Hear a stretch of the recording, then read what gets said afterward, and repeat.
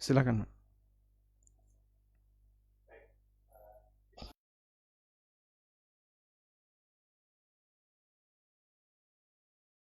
Assalamualaikum warahmatullahi wabarakatuh.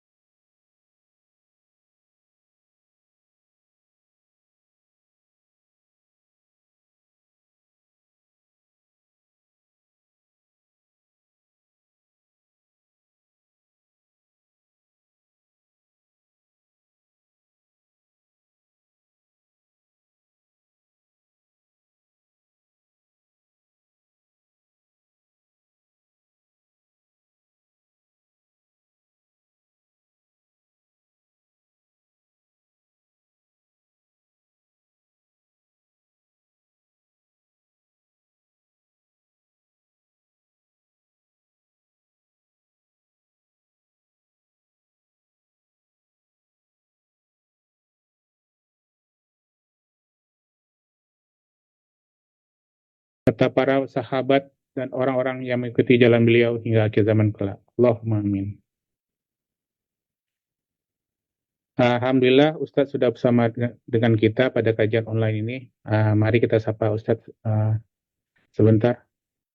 Assalamualaikum Ustadz, bagaimana kabarnya? Waalaikumsalam warahmatullahi wabarakatuh. Alhamdulillah. Alhamdulillah. Ini di Jakarta Pak Wawan atau di mana? Anak di Jakarta Ustadz, ya. Masya Allah. Baru selesai sholat Isya ya? Iya, ini agak kejar-kejaran juga nih. Soalnya di tempat Anda, di masjid Anda ini agak telat sih mulai Isyanya. Jadi jam 10 menit sebelum jam 8 baru mulai. Baik, namun sebelum kita memulai kajian ini, mungkin ada baiknya kita simak dulu tata tertib kajian online di Global Muscat ini. Anda akan share tata tertibnya. Baik, untuk tata tertib kajian online via Zoom meeting di Global Muscat, pertama, kami mengharapkan agar peserta menggunakan nama yang sebenarnya ketika masuk dan join pada kajian ini. Kedua, mematikan fitur video dan memute mic atau audio pada saat join dan pada saat kajian berlangsung sehingga tidak mengganggu pembahasan yang diberikan oleh Ustadz. Kemudian ketiga, mendengarkan kajian secara seksama dan berusaha untuk mencatat. Sesi tanya jawab insya Allah akan kami berikan setelah selesai pembahasan di akhir kajian. Kami berharap agar pertanyaan tersebut disesuaikan dengan tema pada kajian hari ini. Kemudian kepada Ikhwan kami persilakan untuk dapat menggunakan fitur video dan audio pada saat bertanya di saat sesi tanya jawab nantinya. Namun untuk akhwat kami harapkan agar mengirimkan pertanyaannya kepada kami sehingga kami bisa bacakan kepada Ustadz. Dan terakhir agar menghargai sesama di dalam mengikuti kajian ini dan berharap untuk mendapatkan keridhaan Allah Subhanahu wa taala sehingga ilmu ini menjadi barokah dan bermanfaat bagi kita semua baik di dunia maupun di akhirat kelak. Amin Allahumma amin. Demikian tata tertib kajian online via Zoom meeting di Global Muscat. Untuk tidak mempanjang mukadimah ini, Anda akan persilakan pada Ustadz untuk memulai kajian. Falyatafadhal mazkura Ustadz. Jazakallahu khairan Pak Wawan. Assalamualaikum warahmatullahi wabarakatuh. Alhamdulillah wassalatu wassalamu ala Rasulillah wa ala alihi wa sahbihi wa mawalah wa asyhadu an la ilaha illallah wahdahu la syarikalah wa asyhadu anna Muhammadan abduhu wa rasuluh salawatu rabbi wa salamu alaihi wa ala alihi wa ashabihi wa man sara ala nahjihi wa stanna bi sunnatihi ila yaumil qiyamah. Alhamdulillah, puji syukur kita haturkan kehadirat Allah Subhanahu wa taala. Malam ini kita bisa kembali melanjutkan kajian rutin bersama Majelis Ta'lim Ghuraba Musqat, yang insyaallah kita akan ganti tema. Biasanya kita belajar tentang fikih muamalah. Kemudian terakhir kemarin kita membahas tentang masalah fikih warisan, dan berikutnya kita akan membahas tentang masalah akidah. Jadi kajian rutin yang saya ampu di Surabaya, tepatnya di Masjid As-Salam Puri Mas Surabaya, itu membahas masalah akidah. Dan kami membaca kitab Al-Wajiz fi Aqidatis Salaf Ashabil Hadith, dan juga kita berikan beberapa tambahan. Kurang lebih membahas seputar masalah rukun iman. Nah, saya punya ketertarikan untuk nulis di bagian ini, dan alhamdulillah tulisan itu sedang berlangsung. Sekarang sudah sampai pada catatan iman kepada hari akhir. Sudah ada catatan iman kepada qada dan qadar, namun mungkin nanti juga perlu tambahan lebih banyak. Alhamdulillah, mungkin buku catatan tentang akidah ini cukup tebal, maka kita sajikan secara terpisah di masing-masing bab. Insyaallah di kesempatan kali ini dan buku ini belum terbit ya, baru dalam proses penulisan. Insyaallah dalam kesempatan ini nanti kami akan paparkan berkaitan dengan pengantar ilmu akidah ya, sehingga kalau kita mau belajar akidah, peta apa yang kira-kira perlu kita pahami, lalu seperti apa pengantar yang perlu kita pahami. Baik, seorang muslim menyadari bahwasanya akidah ini menjadi poin paling penting dalam agama, karena ini berkaitan dengan rukun iman yang menentukan kualitas batin dan keyakinan bagi seorang hamba. Sehingga kalau keyakinannya benar, berarti syaratnya dia harus punya akidah yang benar. Oleh karena itu, setiap muslim wajib memahami akidah yang benar, sehingga jangan sampai dia mungkin fokus di cabang ilmu tertentu, tapi jangan sampai akidah dia tidak memilikinya. Sehingga setiap orang muslim dia harus paham tentang akidah yang wajib dia yakini. Baik, sekarang langsung saja kita akan buka berkaitan dengan pengantar ilmu akidah. Bapak Ibu yang dimuliakan Allah Subhanahu wa taala, mengingat ini adalah bakal buku ya, maka mungkin apa yang kita paparkan belum dalam bentuk buku yang sudah di layout, tapi di sini hanya sebatas file PDF sementara ya. Mudah-mudahan nanti kalau sudah jadi buku yang sudah di layout bisa ada tampilan yang lebih bagus. Baik, diawali dari mengenal peta dari pembagian dalil. Keterangan dalil bisa kita bagi menjadi dua bentuk. Yang pertama bentuknya insya, yang kedua bentuknya khobar. Dalil itu ada dua, kalau enggak insya, khobar. Kita ulangi, ada dalil berupa insya, ada dalil berupa khobar. Insya adalah keterangan wahyu yang berisi tiga hal: perintah, larangan, dan aturan. Contoh yang bentuknya perintah, perintah salat, perintah zakat, dan seterusnya. Contoh yang bentuknya larangan, larangan minum khamr, larangan riba, larangan mendolimi orang lain. Contoh yang bentuknya aturan, seperti aturan bagi waris yang benar, aturan halal haram ketika bermuamalah, termasuk aturan bagaimana cara ibadah yang benar, aturan tentang bagaimana adab-adab dalam kehidupan sehari-hari, Itu masuk dalam kategori aturan. Ada? Kemudian di sana ada keterangan yang bentuknya khabar, berita. Itulah keterangan dalil yang bentuknya berita, baik berita tentang Khalik maupun berita tentang makhluk, termasuk sejarah para makhluk di masa silam. Nah, jadi ceritanya begini. Kalimat itu ada dua macam, ada dua bentuk. Secara global, kalimat itu ada dua macam. Baik. Yang pertama, kalimat insya. Kalimat insya. Apa itu kalimat insya? Kalimat insya adalah kalimat yang disampaikan dengan tujuan untuk dilaksanakan oleh pendengar. Jadi di sini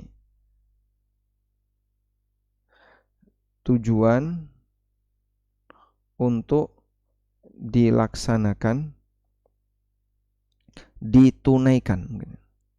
ditunaikan oleh pendengar. Semua kalimat yang di situ ada tujuan untuk ditunaikan oleh pendengar namanya kalimat insya. Nah, kalimat insya ini bentuknya ada perintah, ada larangan, dan ada aturan. Sehingga kalau saya mengatakan kepada si A berdiri. Lalu si A berdiri. Nah, kalimat ini namanya kalimat insya. Kalau saya nyuruh sama si B jangan duduk. Akhirnya dia diam saja dalam posisi berdiri. Kalimat seperti ini disebut dengan kalimat insya. Contoh yang lain. Saya mengatakan kepada banyak orang, yang boleh masuk ruangan ini hanya yang pakai sepatu. Nah, akhirnya mereka pakai sepatu di luar. Nah, kalimat seperti ini namanya kalimat insya. Karena ada kalimat khobar. Kalimat khobar adalah kalimat yang disampaikan untuk tujuan dibenarkan. Tujuannya dibenarkan. Misalnya saya menyampaikan, di Jogja ada sebuah masjid yang berwarna putih kelabu. Maka saya menyampaikan kalimat ini tujuannya bukan untuk Anda tunaikan, tapi tujuannya untuk Anda benarkan. Sudah? Oleh karena itu, untuk insya tidak bisa dinilai benar dan salah. Tapi untuk khobar bisa dinilai benar dan salah. Sehingga kalimat insya di sini tidak bisa dinilai benar atau salah, tapi ditunaikan dengan dilaksanakan atau dijauhi. Sedangkan kalimat khobar maka di sini bisa dinilai benar atau salah. Namun tidak ditunaikan, tapi tidak ditunaikan. Jadi misalnya, atasan saya ngomong ke saya, "Hei Amin Nurbais, keluar kamu dari sini." Terus saya bilang, "Oh Bapak benar." Salah atau benar ini? Respon kamu keliru. Kamu disuruh keluar, bukan disuruh untuk menilai kalimatnya. Itulah kalimat insya. Tapi kalau atasan saya bilang, saya tadi ketemu dengan orang rambutnya gondrong, tinggi, ya, giginya bertaring, kukunya, cakarnya panjang. Terus saya membenarkan, "Oh Bapak benar." Nah, kalimat ini ketika respon saya membenarkan, ini respon yang tepat. Inilah yang disebut dengan kalimat khobar. Nah, isi Quran itu secara garis besar cuma dua ini. Isi Al-Quran atau dalil secara garis besar terdiri dari insya dan khobar.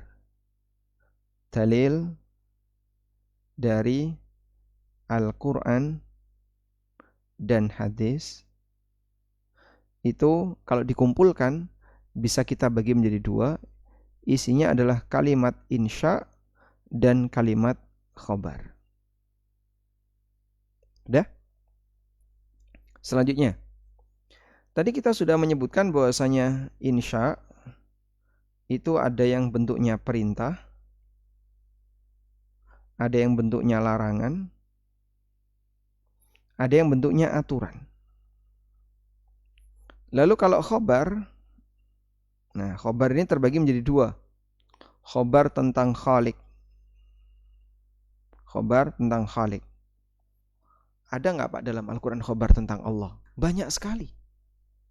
Bahkan ayat-ayat yang berisi berita tentang Allah secara umum memiliki keutamaan yang lebih dibandingkan ayat yang berisi berita tentang makhluk. Sehingga ayat yang berisi tentang khobar tentang Khalik di sini secara umum lebih afdol ayat atau surat yang berisi khobar tentang Khalik umumnya memiliki keutamaan. Contohnya apa Pak? Ya. Contoh ayat kursi. Contoh yang lain surat Al-Ikhlas. Surat Al-Ikhlas. Sehingga dalam ayat atau surat ini memiliki nilai keutamaan yang lebih karena ayat atau surat ini berisi berita tentang Khalik. Surat Al-Ikhlas senilai sepertiga Al-Quran. Ayat kursi disebut sebagai ayat yang paling agung, yang paling a'zam dalam Al-Quran. Kemudian di sana ada khobar tentang makhluk. Khobar tentang makhluk. Nah, khobar tentang makhluk ini ada dua. Yang pertama, makhluk di akhirat. Allah banyak cerita tentang surga, tentang neraka, tentang aneka kenikmatan di surga. Dan apapun yang Allah ceritakan dalam Al-Quran tentang akhirat. Di akhirat nanti akan ada A, ada B, ada C. Dan ini banyak sekali. Ini bisa kasih contoh.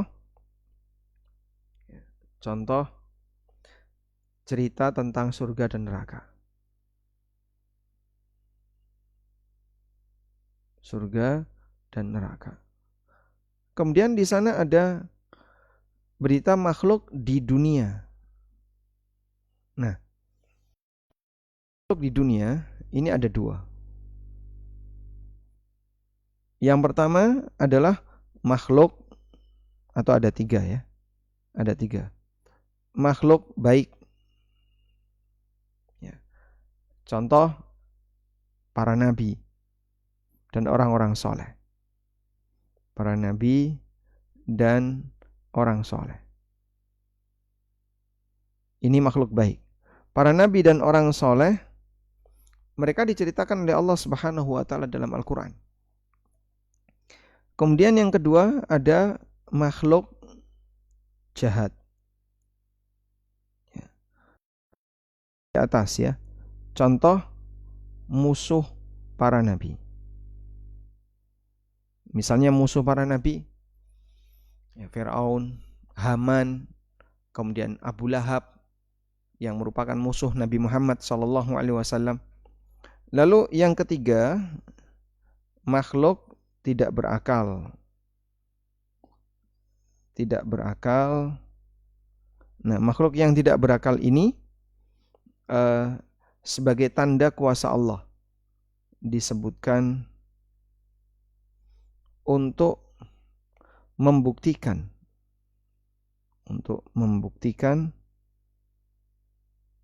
tanda kuasa Allah. Contohnya apa Pak? Banyak sekali Allah bersumpah dengan menyebut benda-benda langit. Ada matahari, bulan, dan seterusnya. Sehingga itu semua adalah ciptaan Allah yang membuktikan betapa kuasanya Allah Subhanahu wa taala.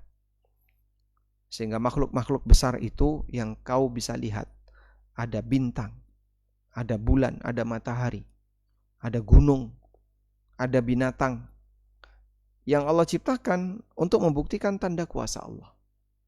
Maka makhluk tadi disebutkan dalam Al-Quran agar manusia bisa mengambil ibrah betapa kuasanya Allah Subhanahu wa taala. Baik. Dari sinilah para ulama mengatakan, mengapa, ada pertanyaan ya, mengapa surat Al-Ikhlas? Mengapa surat Al-Ikhlas itu sebanding dengan sepertiga Al-Quran? Nah, Syekhul Islam dalam buku beliau tentang keutamaan surat Al-Ikhlas, beliau menjelaskan kenapa Al-Ikhlas itu disebut oleh Nabi SAW senilai dengan sepertiga Al-Quran. Penjelasannya begini, isi Al-Quran hanya ada dua bagian. Kalau enggak insya, yang ini berisi perintah, larangan, aturan, maka yang kedua adalah khobar. Nah, khobar ini ada dua. Ada khobar tentang makhluk, dan yang kedua ada khobar tentang khalik. Nah, maka ini sepertiga, ini sepertiga, ini sepertiga. Sehingga khobar tentang khalik itu sepertiga pemikiran atau sepertiga, bukan pemikiran ya, sepertiga tema inti yang ada dalam Al-Quran. Sehingga tema inti Al-Quran ada insya, ada khobar tentang makhluk, dan ada khobar tentang khalik. Maka di sini tema inti dari Al-Quran di antaranya adalah berita tentang khalik. Maka qul huwallahu ahad ta'dilu sulusal Quran disebut senilai sepertiga Al-Quran karena tema intinya dia menyapu sepertiga dari tema inti Al-Quran. Baik. Oleh karena itulah Anda bisa lihat di surat Al-Ikhlas tidak ada cerita tentang makhluk sedikit pun. Di semua surat yang lain ada cerita tentang makhluk. Tapi hanya khusus di surat Al-Ikhlas Allah menjelaskan tentang siapa dirinya. Qul huwallahu ahad, Allahus samad, lam yalid wa lam yulad wa lam yakul lahu kufuwan ahad. Dan satu surat ini menunjukkan bahwasanya tidak ada pembahasan tentang makhluk di situ. Makanya disebut surat Al-Ikhlas yang artinya murni, karena dia murni hanya membahas tentang nama dan sifat Allah. Baik. Selanjutnya, setelah kita paham ini tadi rinciannya ya. Jadi ada khobar tentang makhluk meliputi makhluk dunia dan makhluk akhirat, tadi sudah kita sampaikan.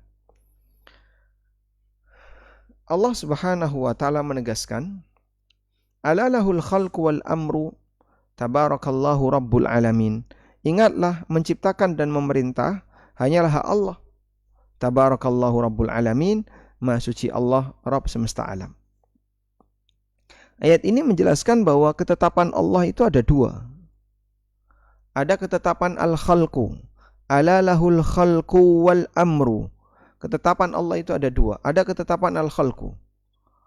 Apa itu? Allah menjelaskan ciptaannya dalam bentuk berita. Misalnya kisah para nabi masa silam, kisah tentang orang kafir masa silam, dan seterusnya. Dan ketetapan yang kedua berisi semua aturan dan syariat Allah yang disebut dengan al-amru. Disebut dengan al-amru.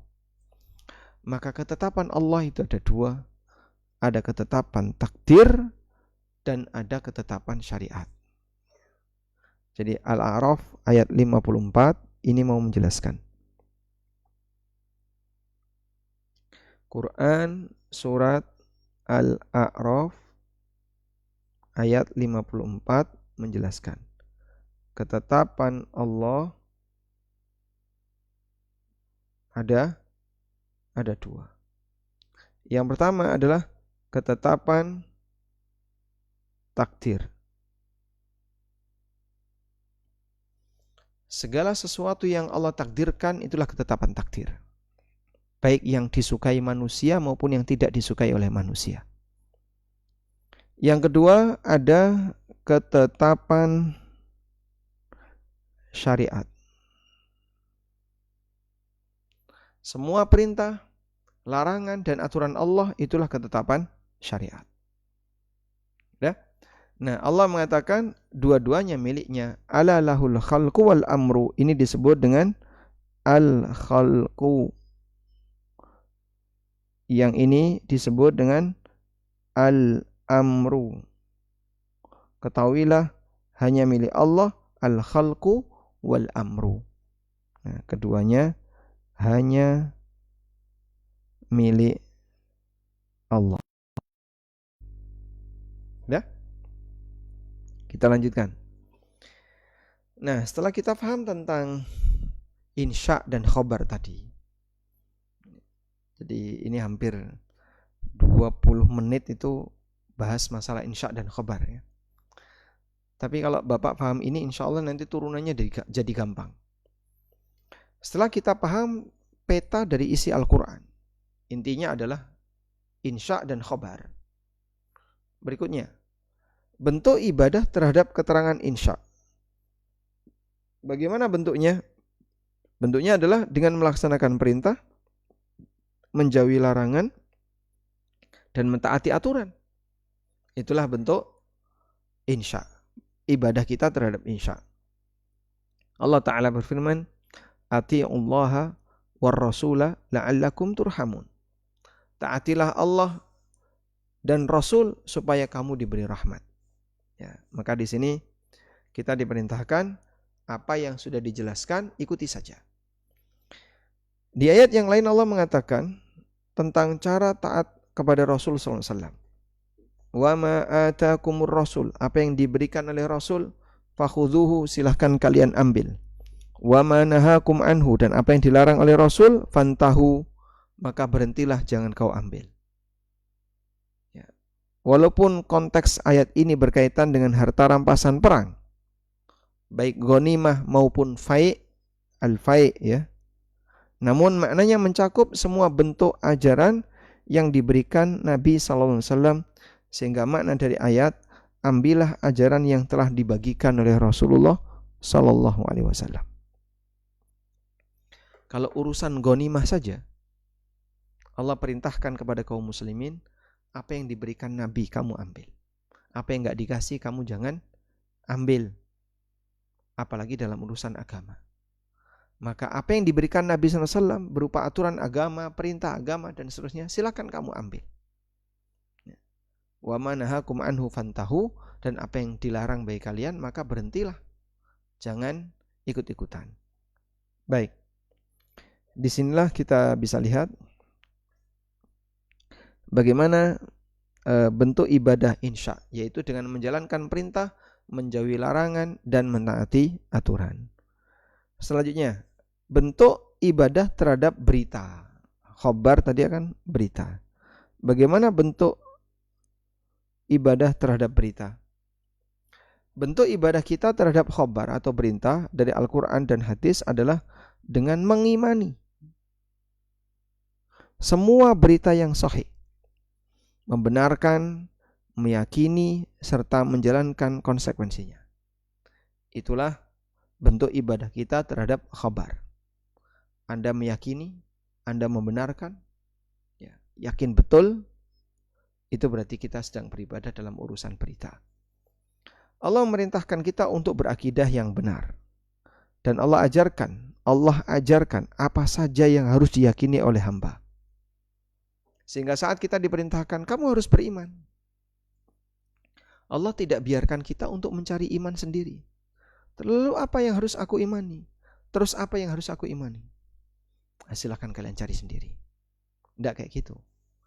Tapi silahkan kalian pelajari syariat yang telah ada, panduan yang telah ada dalam masalah keimanan. Baik.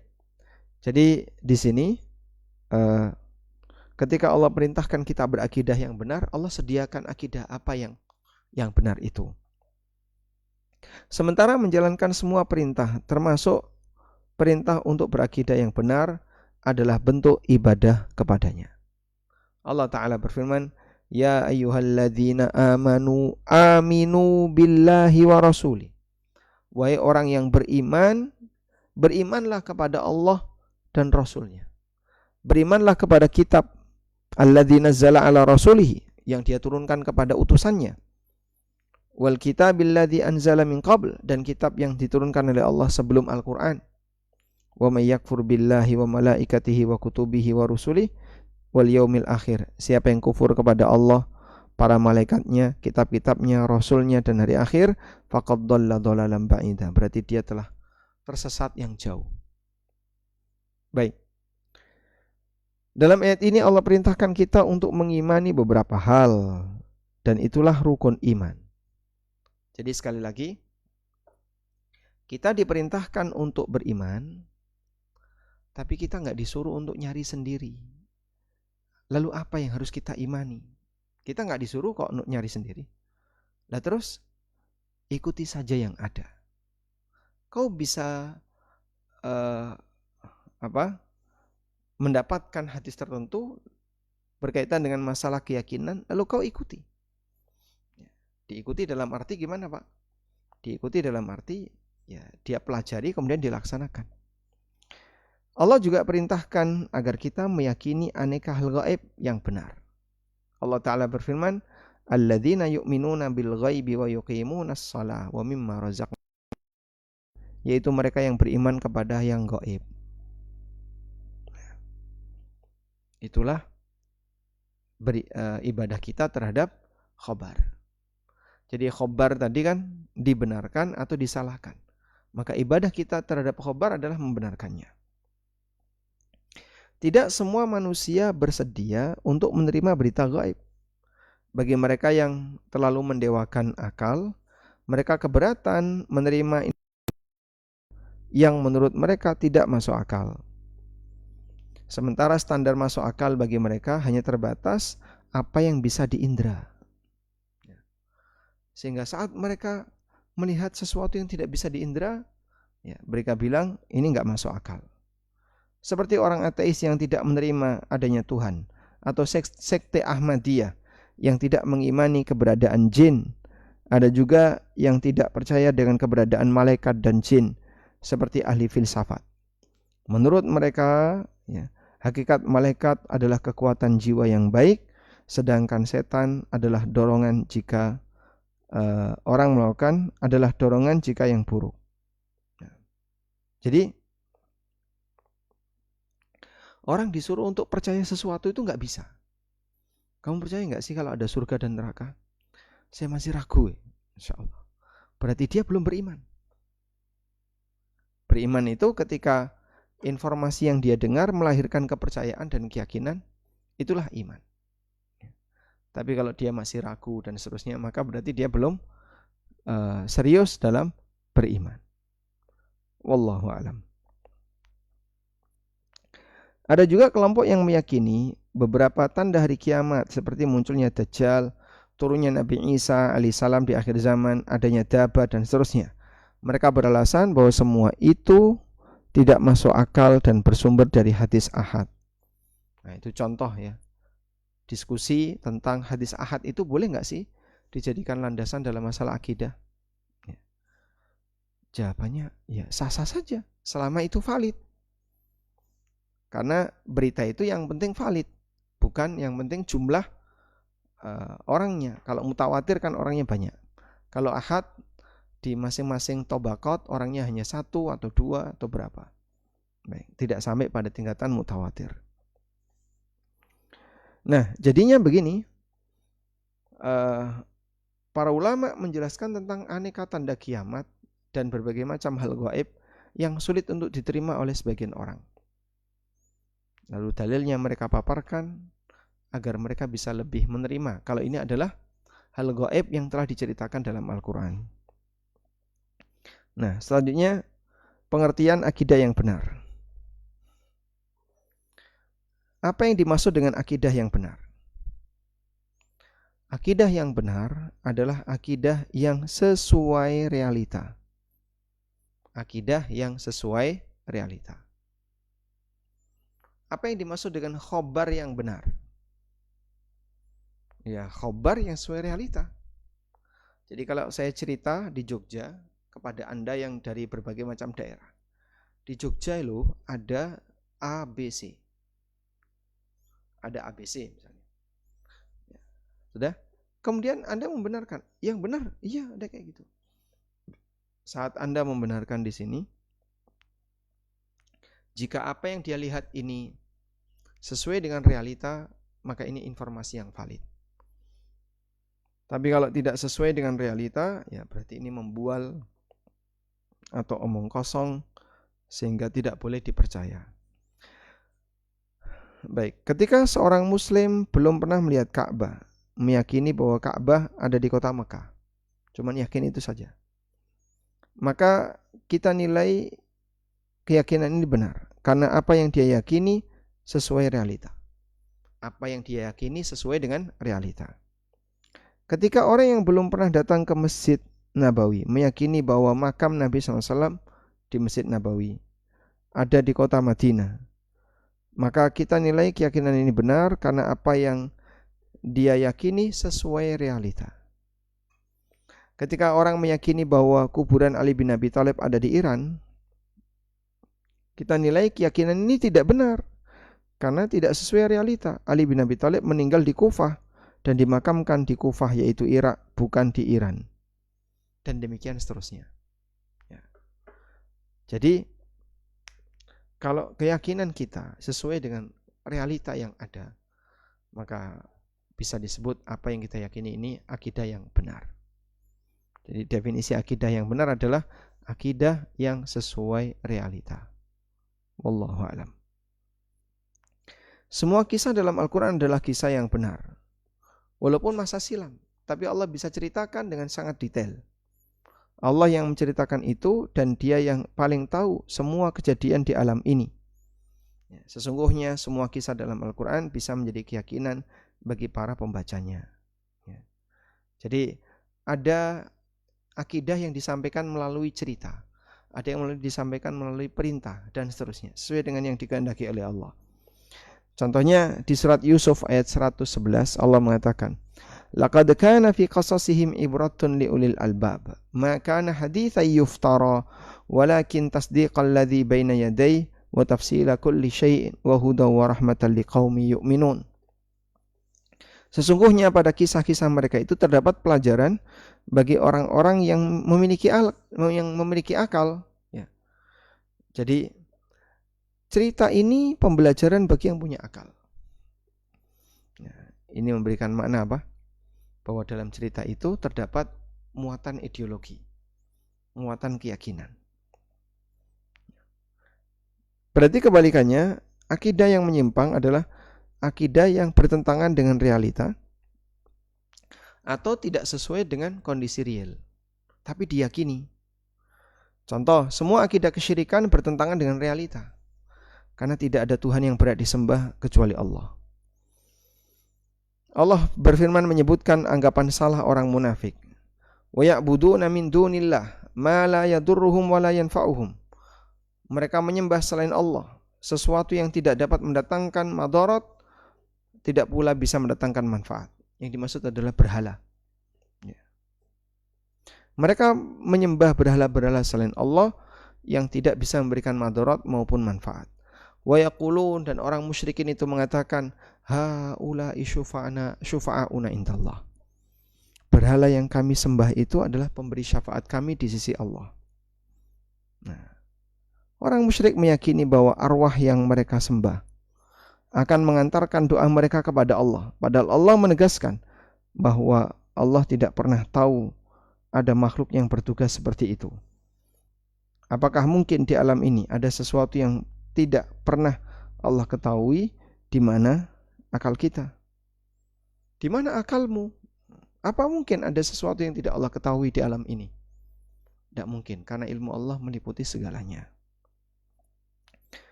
Orang Yahudi meyakini bahwa kalaupun mereka salah, mereka akan diazab di neraka hanya beberapa hari saja. Setelah masa azab berakhir, tempat mereka di neraka akan digantikan oleh kaum selain Yahudi. Allah membantah keyakinan salah semacam ini melalui firman-Nya. Wa qalu lan tamassanun naru illa ayyaman ma'dudah. Mereka mengatakan, kami tidak akan tersentuh api neraka illa ayyaman ma'dudah, kecuali selama beberapa hari saja. Ya. Qul, maka jawablah, attakhattum indallahi ahdan falay yukhlifallahu ahda am taquluna 'alallahi ma la ta'lamun. Ya. Sehingga ketika mereka mengklaim kami nanti masuk neraka cuma sebentar, Allah perintahkan, coba tanyakan ke mereka, ya, apakah mereka telah mengambil ittakhattum indallahi ahdan, yang mengklaim bahasanya mereka tadi akan diselamatkan dari neraka, apakah sudah membuat perjanjian dengan Allah? Atau yang kalian lakukan adalah berbicara atas nama Allah tanpa ilmu, dan dua-duanya tercela. Ibnu Jarir meriwayatkan keterangan dari Ibnu Abbas radhiyallahu anhu ketika menjelaskan ayat ini. Kata Ibnu Abbas yang artinya, para musuh Allah yaitu orang Yahudi mengatakan, Allah tidaklah memasukkan kita ke neraka selain untuk membenarkan sumpah, yaitu selama kami melakukan penyembahan terhadap patung sapi selama 40 hari. Jika sudah berlalu 40 hari, sumpah dan azab itu akan berakhir. Nah, anggapan seperti ini dari mana? Tidak tahu, tapi viral di tengah orang-orang Yahudi misalnya. Maka ini tidak perlu digubris, karena anggapan ini adalah anggapan yang jelas salah. Tapi bisa kita jadikan sebagai contoh. Seperti inilah contoh akidah yang salah. Ibnu Jarir meriwayatkan keterangan dari Ibnu Abbas radhiyallahu anhu ketika menjelaskan ayat ini. Qala dzalika a'da'ullah al-yahud. Itu adalah musuh Allah Yahudi. Qalu la yudkhilanallahu nar illa tahillatal qasam. Allah tidak masukkan kami ke dalam neraka kecuali hanya sebatas membenarkan sumpah. Ya. Al-ayyam allati asabna fiha al-ajal. 40 yauman. Selama 40 hari. Fa idzan qadat anna tilkal ayyam inqata annal adzab. Apabila sudah selesai, maka dosanya sudah bersih. Baik. Disinilah kita bisa lihat bahwa pada posisi seseorang ketika akidahnya menyimpang, masih memungkinkan untuk diluruskan. Dalam keterangan yang lain, Ibnu Jarir membawakan riwayat dari seorang ahli tafsir zaman tabi'in, Muhammad As-Sudi, Abu Muhammad As-Sudi. Qalatil Yahud, Yahudi mengatakan, Innallaha yudkhilun nar fanamkusu fiha 40 lailah. Allah akan masukkan kami ke dalam neraka tapi cuma 40 hari. Setelah itu Allah selamatkan kita semuanya. Ini anggapan Yahudi. Dan semua anggapan itu salah. Sehingga Allah bantah keyakinan ini dengan lanjutan, kasaba sayyi'atan wa hatat bihi khati'atuh fa ulaika ashabun nari hum fiha khalidun. Yang benar, barang siapa yang berbuat dosa dan ia telah diliputi oleh dosanya, mereka itulah penghuni neraka, mereka kekal di dalamnya. Baik. Dan ini salah satu di antara bukti bahwasanya sebatas klaim tidak bisa diterima sampai dibuktikan dengan bagaimana cara dia bersikap, ya, terhadap yang lain. Wallahu a'lam. Baik.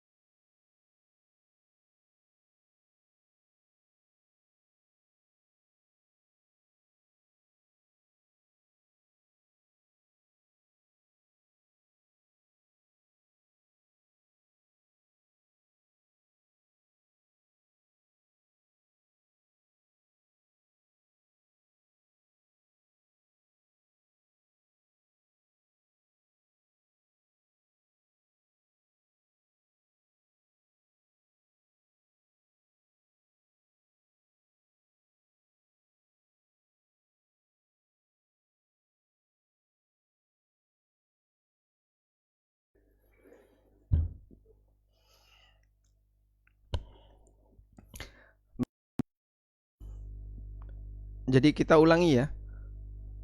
Definisi akidah yang benar adalah keyakinan yang sesuai realita. Kebalikannya, definisi akidah yang salah adalah keyakinan yang tidak sesuai realita.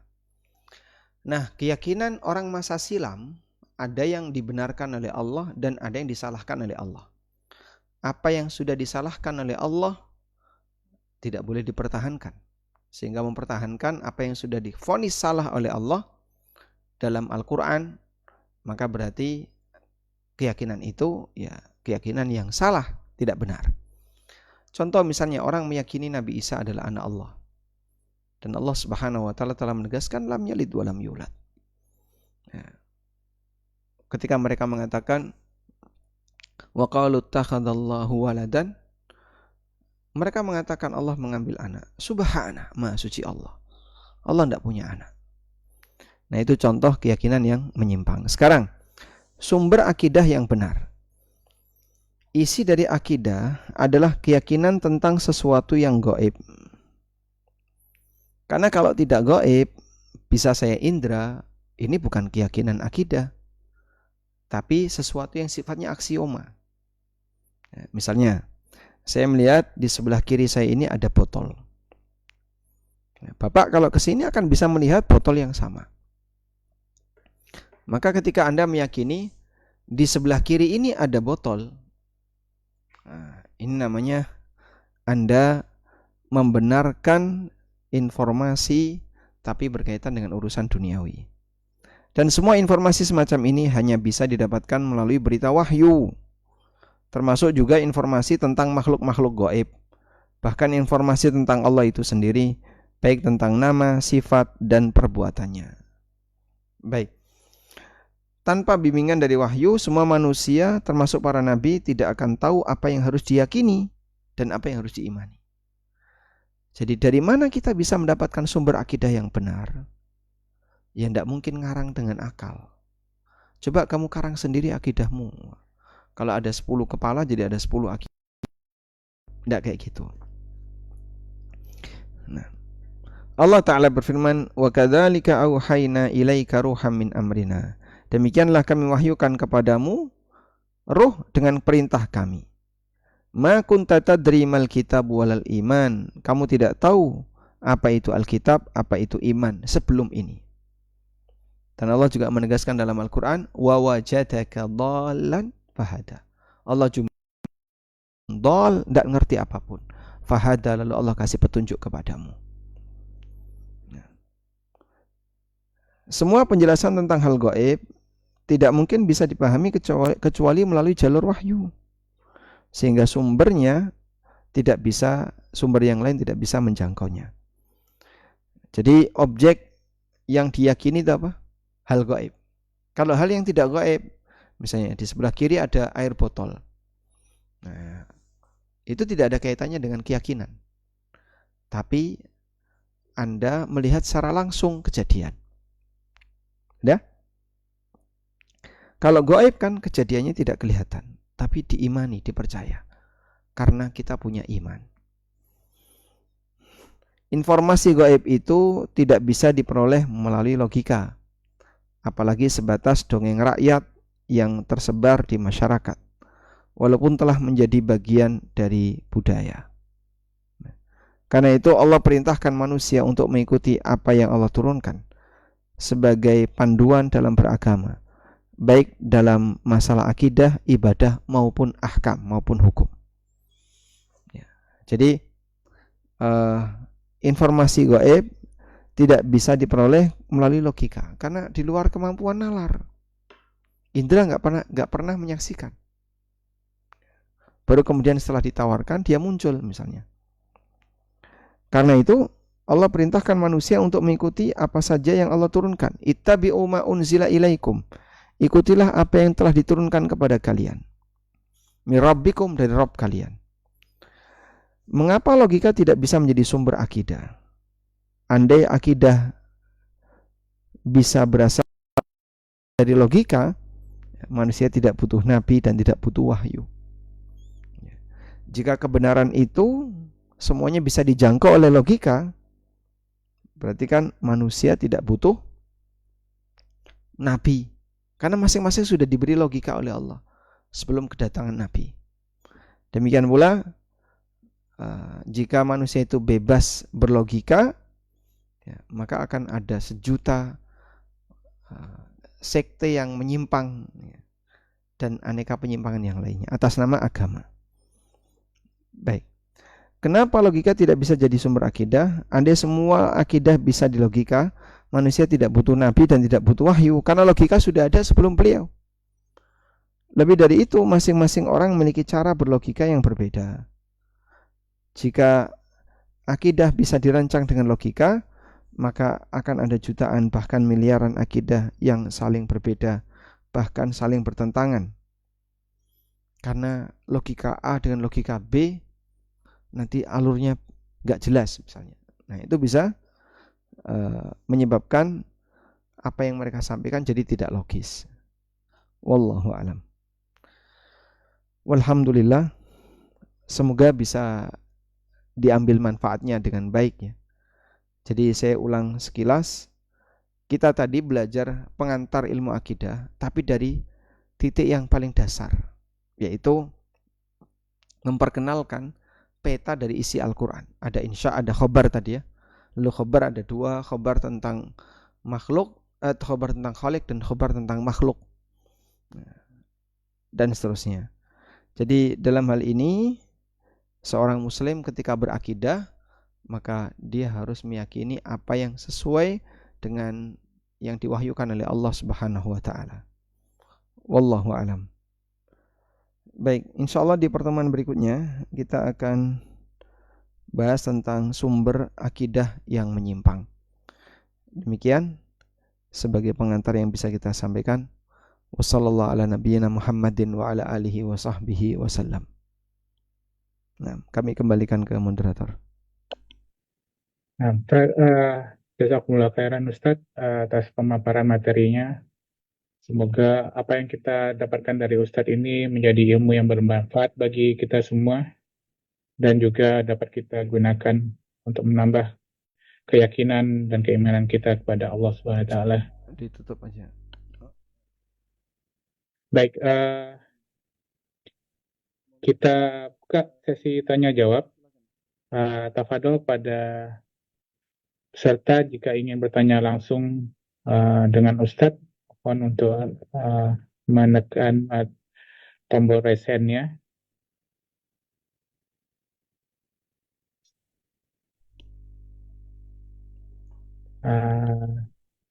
Sambil menunggu, ini ada beberapa pertanyaan yang sudah masuk Ustadz ke Ana, ke kolom chat. Ana bacakan dulu. Pertama dari Raihan. Tapi Ana tanya dulu kepada Raihan, apakah Antum ingin menanyakan pertanyaan ini langsung kepada Ustadz atau dibacakan saja pertanyaannya? Silakan Bapak, bisa dibacakan. Baik. Pak Raihan. Ya, Ana bacakan Ustadz. Assalamualaikum Ustadz. Semoga Allah meridai Ustadz di dunia dan akhirat. Saya mau tanya, ibu saya beberapa hari lalu menjelang Natal menerima orderan kue dari 3 orang konsumen. Salah satu konsumen ini orang Nasrani yang menjelang Natal di tahun lalu dan tahun ini pesan kue jumlah yang cukup banyak yang saya duga untuk acara Natal. Lalu setelah ibu saya menerima semua uang dari ketiga konsumen tersebut, ibu saya memberi sejumlah uang kepada saya dan beliau kurang lebih mengatakan ini, buat kamu ya, kalau ada apa boleh pakai uang ini.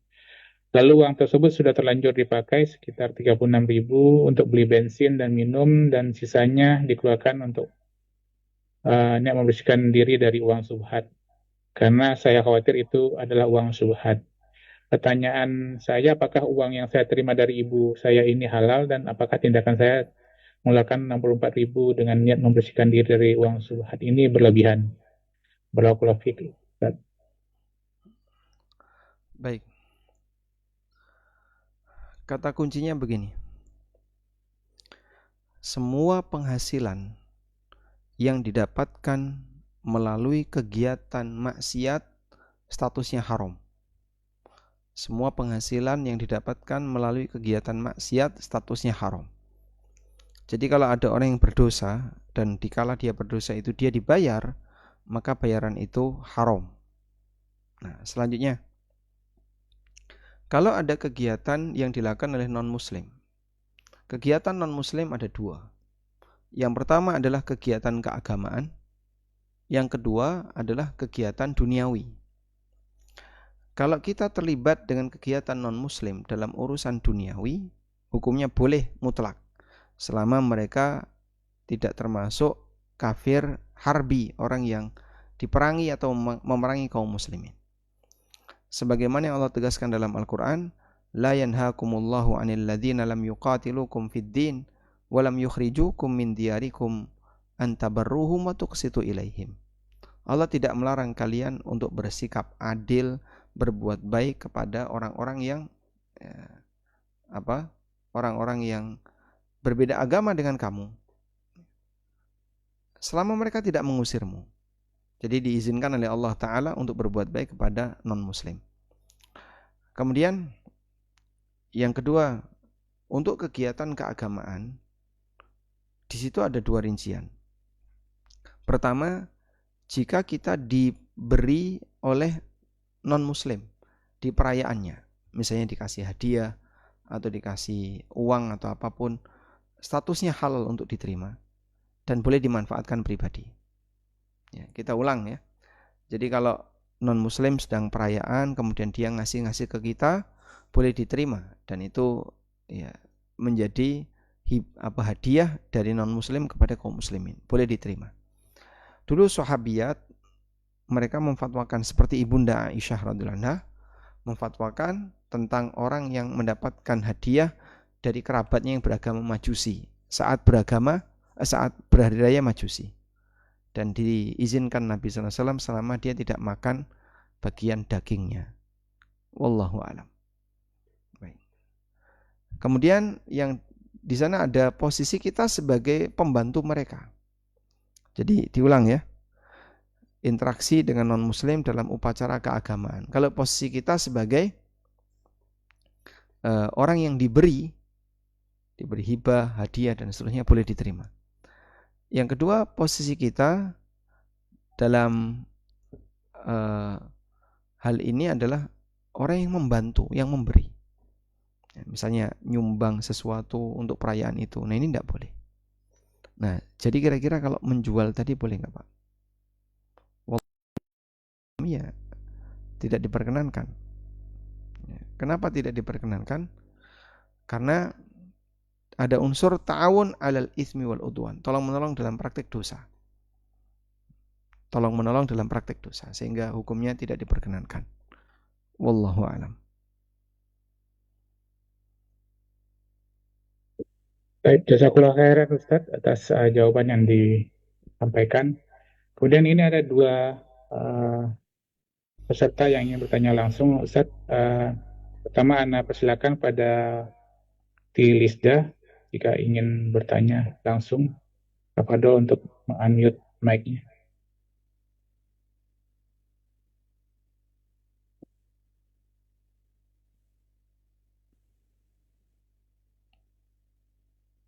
Baik, silakan. Nggak jadi?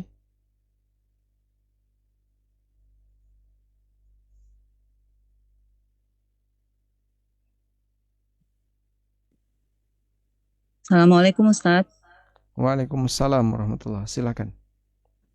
Bismillah Ustadz. Tadi baru saya dapat dari fenomena di TikTok mengenai gen alpha yang bilang gini Ustadz, dia seolah-olah kayak sebuah candaan, tapi saya melihat atau mendengarnya tuh aneh gitu. Seorang anak gen alpha berdoa gini, ya Allah, seandainya aku punya uang banyak, aku ingin membeli Allah agar bisa mengabulkan semua keinginanku gitu. Itu saya surprise ya lihat TikTok seperti itu. Bagaimana cara menasehati seorang anak yang punya doa seperti itu, walaupun sepertinya itu bercanda atau apa gitu. Kalau menurut saya ini kalau nggak diluruskan bisa bahaya akidah anak ini gitu. Kayaknya candaan tapi dia tidak menghayalkan dia bisa membeli Allah dengan uang gitu loh, agar supaya bisa mengabulkan segala keinginannya. Itu yang pertama. Kedua, saya punya usaha percetakan undangan gitu ya. Nah, saya juga menerima eh, transaksi kayak cetakan undangan untuk yang agama lain gitu, bikin undangan pernikahan. Bagaimana ini hukumnya gitu? Sekian aja Ustadz. Assalamualaikum warahmatullahi wabarakatuh. Waalaikumsalam warahmatullahi wabarakatuh. Justru yang kami pahami dari kalimat tadi, dia menghina Allah. Ya, karena dia bilang ya mungkin terserah dari latar belakang yang menjadi niat dia, tapi praktik ini bentuk penghinaan kepada Allah. Ya Allah, berikanlah aku kekayaan agar aku bisa membeli Allah. Gimana kalimat membeli Allah? Dan ini masuk kategori menghina kepada Allah Subhanahu wa taala. Wallahu alam, itu yang saya pahami, dan kalau demikian jangan sampai dijadikan imam, karena dia telah menghina Allah Subhanahu wa taala. Nah, kemudian yang kedua tadi apa tadi? Oh baik, Anda usaha percetakan kemudian nyetak undangan non muslim. Kalau untuk kegiatan mubah silahkan. Untuk kegiatan mubah kata kuncinya, kegiatan duniawi yang mubah. Tapi kalau kegiatan yang bukan duniawi ya tidak boleh. Misalnya masalah agama masing-masing. Ya, tolong menolong dalam urusan mereka, agama mereka, hukumnya tidak diperkenankan. Wallahu a'lam. Baik, jazakallahu khairan Ustaz. Semoga jawaban tadi sudah menjawab pertanyaan dari Lisda. Kemudian Anda silakan kepada Ukti Putri. Bismillah, jazakallah khairan khas. Assalamualaikum warahmatullahi wabarakatuh, Ustaz. Waalaikumsalam warahmatullahi wabarakatuh. Hayakumullah ya Ustaz. Hayakallah wa bayak. Afwan Ustaz, Ana pernah mendengar ceramah Ustaz tentang surat tafsir dari surat Al-Ikhlas itu Ustaz, bahwa di pembukaan Ustaz mengatakan Qul huwallahu ahad. Katakanlah bahwa aku Esa. Ustaz mengatakan kalau itu wahyu, itu harus disampaikan seluruhnya.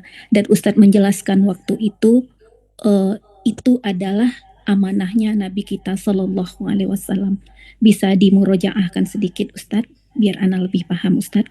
Yang kedua Ustaz, untuk menasehati seorang teman Ustaz, ada yang mengatakan bahwa kita menasehatin itu tidak boleh terus-menerus Ustaz. Qadarullah, akhwat ini bersafar ke negara kufar dan sudah pernah dinasehati, dan ini juga tanpa mahram, dengan alasannya beliau tidak punya mahram lagi karena yatim piatu dan saudara-saudaranya semua perempuan. Dan inilah hujah beliau Ustadz, dan beliau mengatakan bahwa itu safar ke negara kufar itu dengan rombongan yang aman dan dia adalah wisata muslim Ustadz. Ana harus berkata apa Ustadz, karena ini adalah sahabat dekat Ana Ustadz. Mohon nasihat dan bimbingannya Ustadz. Jazakallahu khairan wa barakallahu fiik Ustadz. Assalamualaikum warahmatullahi wabarakatuh. Waalaikumsalam warahmatullahi wabarakatuh. Jadi gambarannya kayak gini ya, tentang penjelasan Qul huwallahu ahad. Kalau si A perintah kepada si B, ya, perintah kepada si B, katakan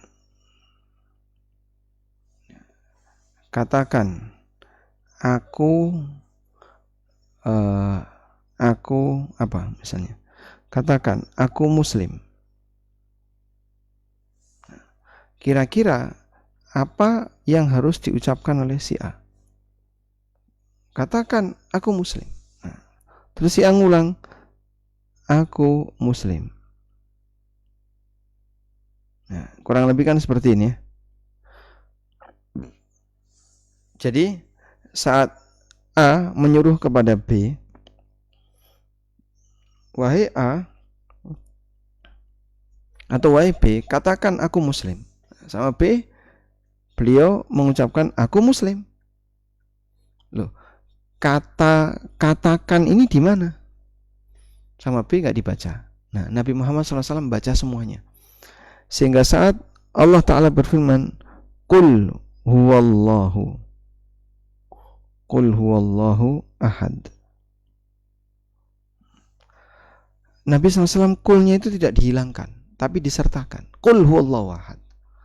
Jadi kulnya Nabi SAW atau perintah Allah Qul huwallahu ahad, beliau baca lengkap Qul huwallahu ahad.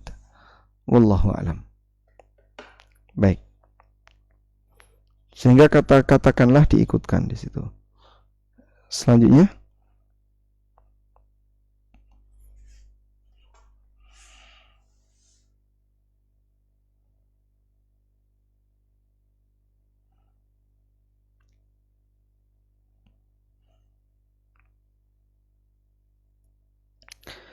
baik, silakan. Ya, ini ada satu lagi yang resen, Ustadz. Tafadoli Alfiatun, Silakan. ingin bertanya langsung.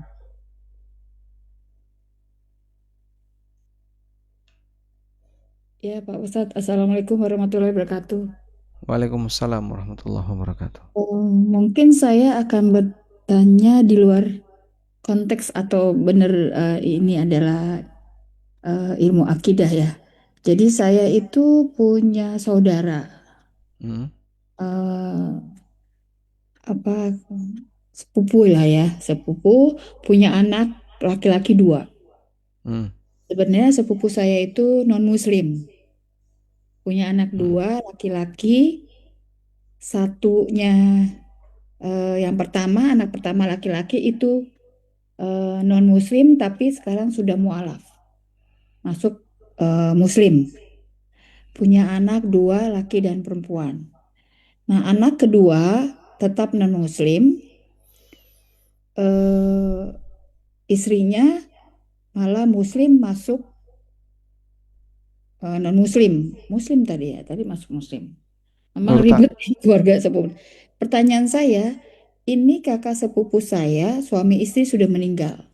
Jadi yang pertama sudah meninggal, kemudian istrinya kemarin baru meninggal, memiliki harta yang cukup banyak, jadi warisannya banyak, termasuk rumah yang masih atas nama orang tua. Dan nah, bagaimana hukum warisnya tuh sesuai akidah?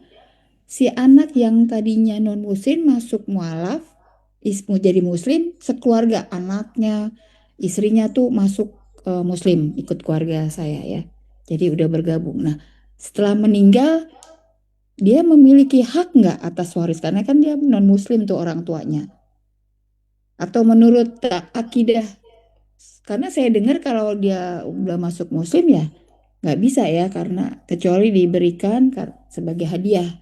Tapi sebenarnya dalam hukum Islam itu tidak diperkenankan menerima warisan tersebut.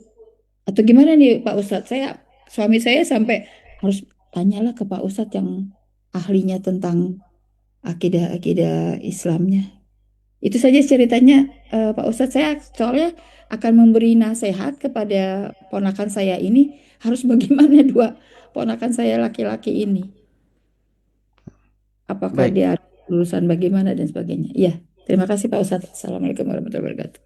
Waalaikumsalam warahmatullahi wabarakatuh.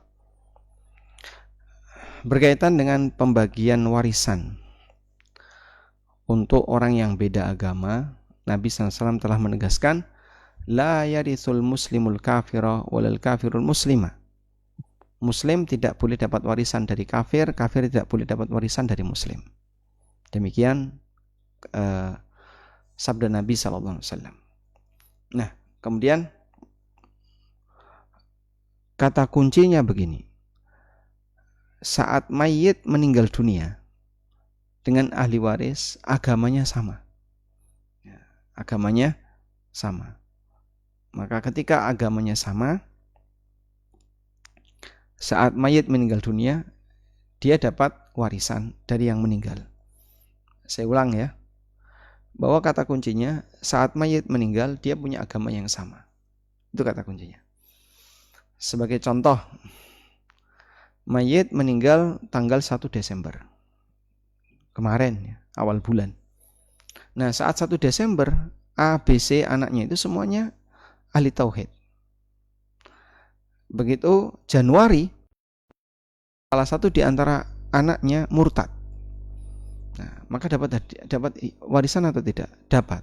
Kenapa dapat? Kan dia sudah murtad. Dia murtad itu setelah bapaknya meninggal. Dan dia muslim sebelum bapaknya meninggal. Maka dia mendapatkan warisan. Gitu. Dan juga sebaliknya. Orang tuanya non muslim. Si A non muslim juga. Nah, setelah si A masuk Islam atau orang tuanya meninggal, baru setelah itu si A masuk Islam. Apakah si A berhak untuk karena orang tuanya sudah meninggal duluan dan waktu itu dia seagama dengan orang tuanya, kemudian baru meninggal. Nah, berarti dalam hal ini apakah si A dapat warisan? Dapat, karena saat dia ada, saat mayit ini mati, si A agamanya sama dengan mayit. Wallahu alam, semoga bisa dipahami ya. Jadi kata kuncinya, saat mati itu agamanya sama atau tidak. Kalau masalah ada perubahan pasca itu, di luar tanggung jawab. Wallahu alam. Baik, jazakallahu khairan Ustaz atas jawaban pertanyaan. Kemudian dari Abi Sarain, beliau ingin bertanya Ustaz, tafadhol Abi Sarain jika ingin langsung. Jazakallahu khairan Ustaz, barakallahu fiik. Barakallahu. Abu Ustaz Zaki. Izin bertanya Ustaz. Assalamualaikum warahmatullahi wabarakatuh. Assalamualaikum Ustaz. Waalaikumsalam warahmatullahi wabarakatuh. Bagaimana hukum seorang muslim yang akidahnya masih belum benar? Apakah seluruh amalan yang dikerjakan pada saat akidahnya belum benar ini akan gugur? Jazakallahu khairan Ustaz, barakallahu fiik. Akidah yang belum benar dari seorang muslim sebabnya beragam. Ada yang karena memang dia murni nggak tahu. Ada yang nggak mau tahu. Dan ada yang mereka tahu. Jadi sama sebagaimana pelanggaran pada umumnya, kalau itu dilakukan oleh orang yang semuanya nggak tahu, ya, mungkin dia nggak bisa ditangkap. Karena nggak ada yang tahu. Tapi ketika dia tahu dan tetap dia berbuat salah, walaupun dalam masalah keyakinan, ya dalam hal ini dia disalahkan. Jadi intinya orang yang membawa akidah yang menyimpang ini, apakah dia mendapatkan hukum sebagai orang yang keluar dari Islam? Ya jawabannya tergantung dari sisi pelanggarannya, juga tergantung dari sisi makhluknya, apakah dia tahu ataukah tidak tahu. Wallahu alam. Semoga dipahami ya. Kalau orang tidak tahu sama sekali, saya nggak ngerti kalau keyakinan kayak gini ternyata salah. Belakangan baru dia tahu. Ya tidak masalah ketika itu. Apa yang dulu biarlah berlalu. Wallahu alam.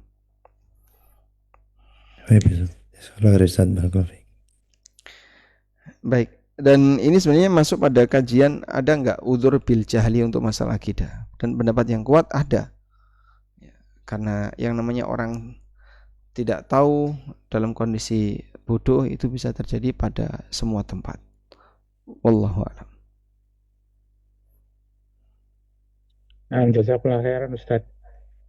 Afwan Ustaz, tadi Ukti Putri sebetulnya ada 2 pertanyaan. Yang pertanyaan kedua itu belum dijawab Ustaz. Apakah bisa dijawab? Ini mengenai pertanyaan beliau tentang safar tanpa mahram, tapi dengan ikut rombongan yang ya istilahnya itu yang cukup aman dan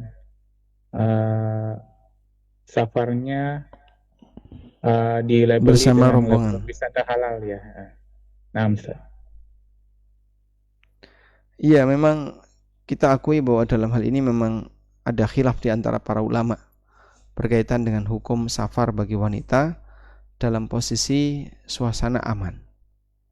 Apakah diperbolehkan ataukah tidak? Nah, jadi apabila dalam keadaan seperti ini, bolehkah dia tanpa mahram? Jika dia meyakini itu boleh, kita mungkin akan kesulitan untuk itu. Karena mohon maaf, ada juga ulama yang berpendapat boleh safar wanita tanpa mahram. Wallahu a'lam. Tapi pendapat yang lebih kuat adalah pendapat jumhur, hukumnya tidak diperkenankan. Nah, Nah, tambahan info dari beliau, kalau ke negara kufar gimana Ustadz? Apakah jadi lebih tidak boleh gitu?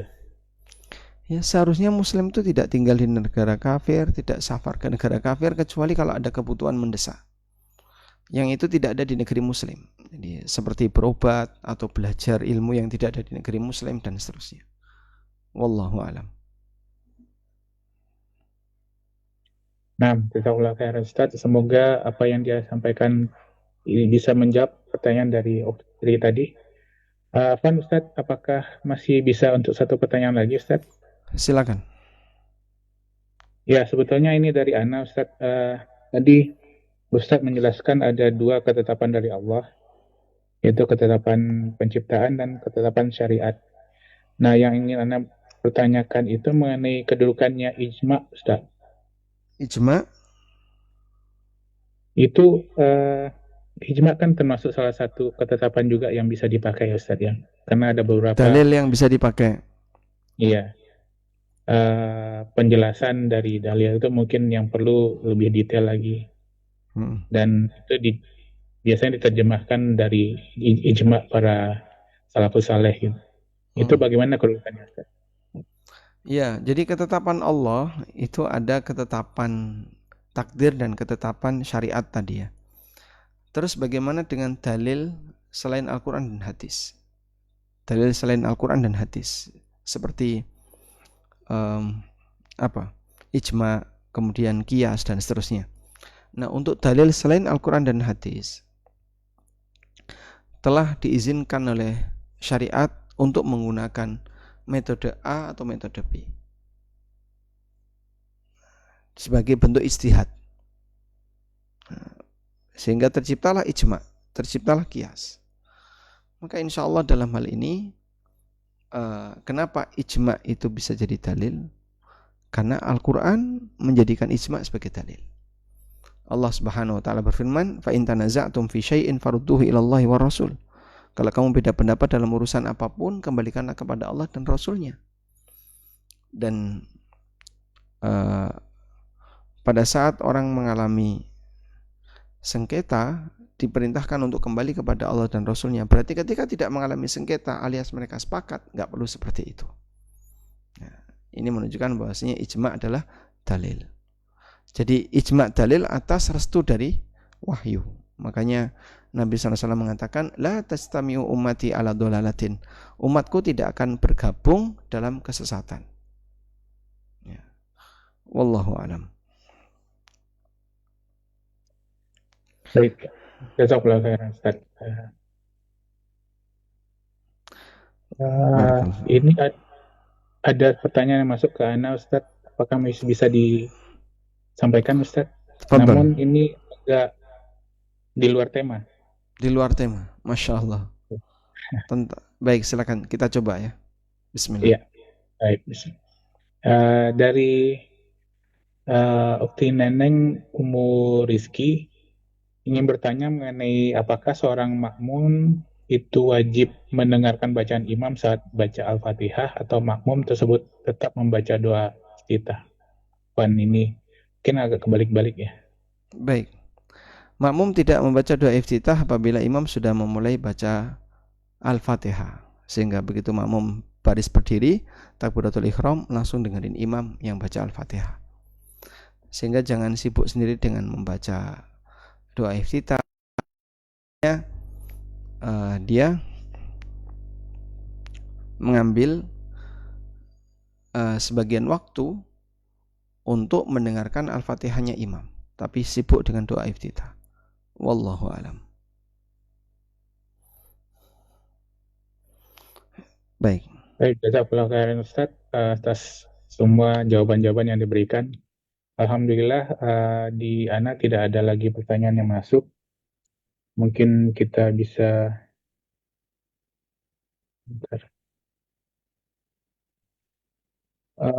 ada satu lagi Ustaz dari Abi Sarain, mungkin bisa ditanyakan Ustaz? Masih ada waktu. Ya, tafadhol Abi Sarain. Jazakallahu barakallahu fiik Abu Zaki. Ustaz, satu lagi baru masuk Ustaz. Bismillahirrahmanirrahim. Assalamualaikum warahmatullahi wabarakatuh Ustaz. Assalamualaikum. Waalaikumsalam warahmatullahi wabarakatuh. Pertanyaannya begini Ustaz, apakah anak tiri yang non muslim mahram kepada istri ayahnya yang muslim? Begitu juga dengan cucu suami saya yang non muslim. Jazakallahu Ustaz, barakallahu fiik.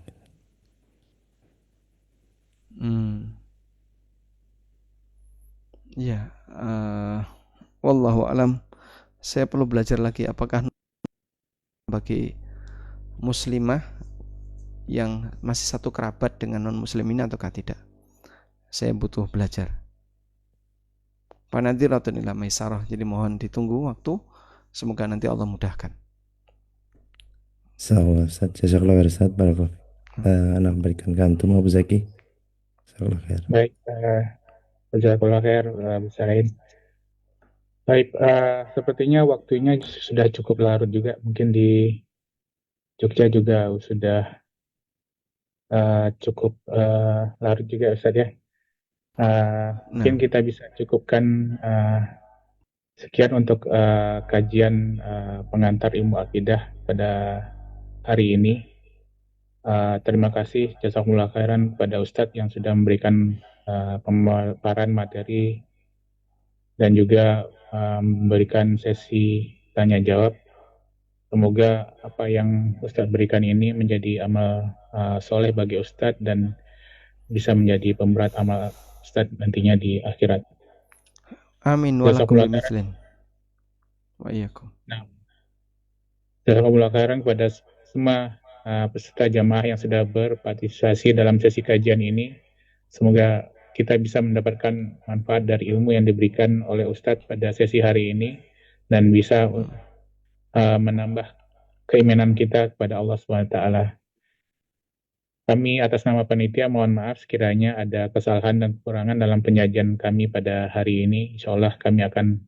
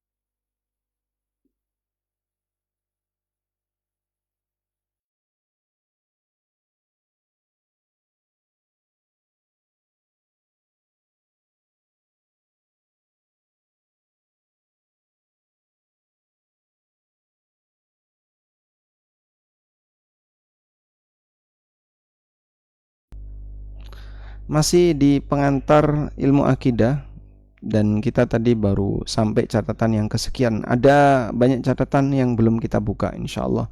Semoga Allah mudahkan untuk bisa kita selesaikan.